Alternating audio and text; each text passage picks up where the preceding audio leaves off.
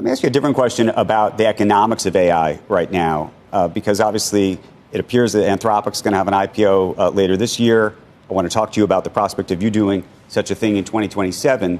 But it appears that the valuations of so many of these different tech companies are quite dependent on your own valuations, and not just what they are today, but that they have to continue to rise because embedded in some of their own economics is your very company.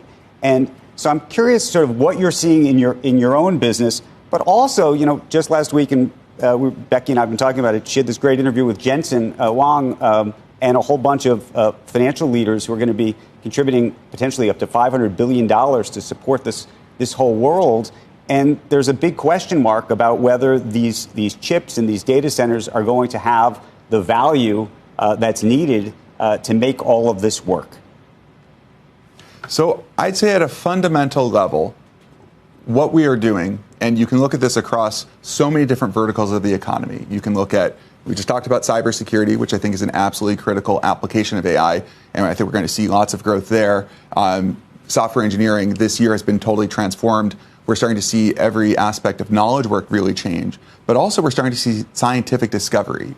We announced a couple weeks ago that our AI, for $2,000 worth of compute, was able to solve 10 long-standing math problems that had eluded mathematicians for decades. And think about that level of capability applied to biology, applied to material science. It's all starting to happen.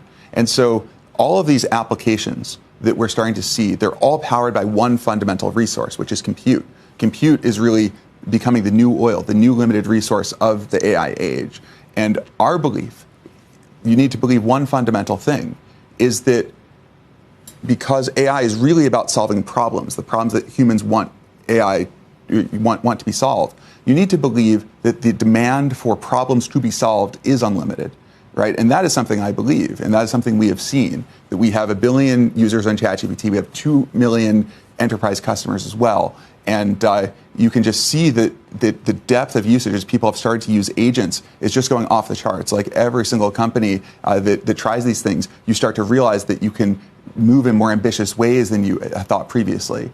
And so I think that we're at a world where we see what's coming. We see the shape of the future because that model exponential, that capability curve, that's continuing. We really have a roadmap lined up where the capabilities will continue to increase in significant ways that are hard to kind of explain in a succinct way, because it is really about being able to add value across every aspect of human endeavor and be able to help empower people to do more.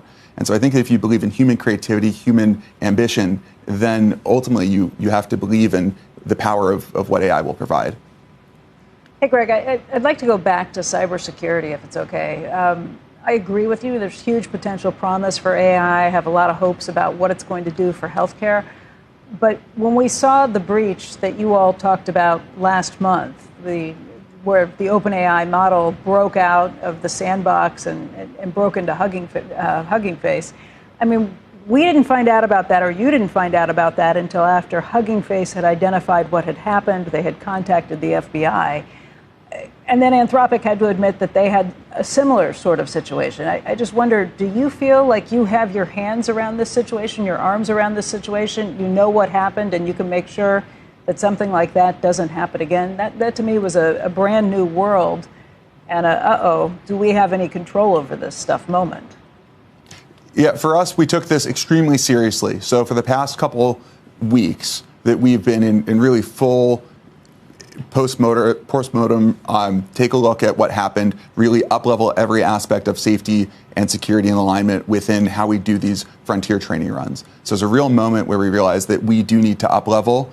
And it's not a surprise to us in a fundamental way. We've always anticipated that this moment would come. But I think that when it actually happens, seeing the whole team kick into gear and to be so serious. And so we actually have delayed our frontier training runs in order to ensure that we have the right levels of controls and in place.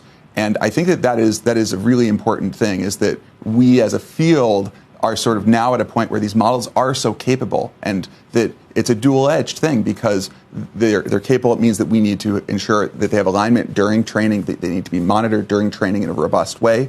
But it also means they're so useful, right? And that is where that economic value comes from, because they are able to solve problems in these novel ways, and that we are novel, entrusting unethical them. ways. Right. Like that's part of the problem. Like, this was intentionally a model that was set up to say, okay, if we take off some of these controls, are you guys not doing that anymore? Not saying like, okay, go solve the problem no matter what rules we have to break?